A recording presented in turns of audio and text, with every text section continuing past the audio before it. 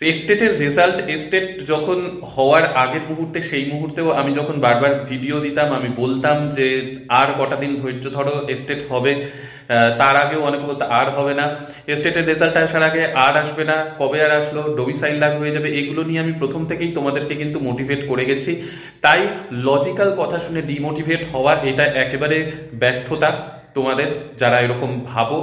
আর আজকের এই ভিডিওতে পূর্বালোকান বই নিয়ে অনেকের কনফিউশন ক্রিয়েট হয়েছিল, সেই কনফিউশন ক্লিয়ার করব। তো শুরুর থেকে শেষ অবধি ভিডিওটা দেখো, আর চ্যানেলে নতুন হয়ে থাকলে অবশ্যই সাবস্ক্রাইব করে দিও। তো শুরু করছি আজকের video. Hello everyone, welcome back to AC canvas, to a new video. কেমন আছো সকলে? আশা করছি সকলে খুব খুব ভালো আছো। Good morning to all of you.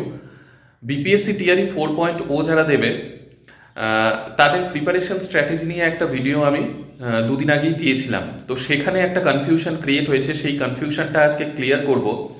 আর গতকাল আমি বিপিএসসি টিআরই 4.0 সংক্রান্ত একটা ভিডিও বানিয়েছিলাম, যেটার কমেন্ট সেকশন দেখে আমি সত্যি আমার নিজেরই খুব অবাক লাগছে। তো দেখো, একটা কথা বলি, ডিমোটিভেট ফিল করা আর মোটিভেটেড থাকা দুটোই কিন্তু তোমার নিজের হাতে। তুমি সামান্য একটা লজিক্যাল কথা শুনে যদি তুমি মনে করো তুমি ডিমোটিভেট হয়ে গেলে, তাহলে তুমি প্রিপারেশন যে নিচ্ছ সেই প্রিপারেশনটা তোমার রাইট ট্র্যাকে নেই, এটা মাথায় রাখবে।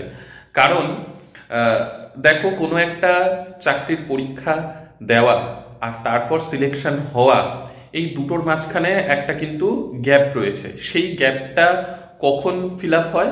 যখন তোমার প্রিপারেশন খুব ভালোভাবে চলে। তোমার মনে করো একটা সরকারি চাকরির প্রিপারেশন নিচ্ছ, সেটার পরীক্ষা যেই টাইমে হওয়ার কথা সেই টাইমে হলো না, একটু ডিলে হয়ে গেল, তার জন্য তুমি মানে স্লো হয়ে গেলে, তোমার প্রিপারেশন স্লো হয়ে গেল।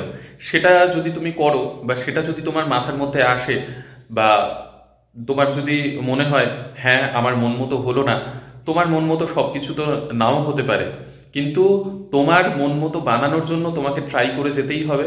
তোমাকে হাল কোনো মতোই ছাড়লে চলবে না, কোনো মতোই ভাবলে চলবে না আমি এটা করছি আর এটাতেই যত বাধা বিপত্তি এসে পড়ছে। তো এই ভাবনা চিন্তাগুলো কিন্তু একদমই নিজের মধ্যে রাখা যাবে না। তাই একটা কথাই বলবো যে তোমার প্রিপারেশনের আগের যে এখন মাইন্ড সেট আপ, প্রিপারেশনের পর তুমি যখন সিলেকশন নিয়ে নেবে, তারপর দেখবে তোমার মাইন্ড সেট আপ পুরো চেঞ্জ হয়ে গেছে। স্বাভাবিক, এখন তোমাদের মনের মধ্যে তোমাদের মন মতো যদি কোনো কথা না হয়, তোমাদের ভালো লাগে না। কিন্তু লজিক্যাল এটাই যে পরীক্ষার ডেট একটু পেছলো, তার জন্য তোমাকে এটা ভাবতে হবে, তোমার মাইন্ড সেট আপ এরকম রাখতে হবে যে আমি প্রিপারেশনের টাইম আর একটু বেশি পেলাম।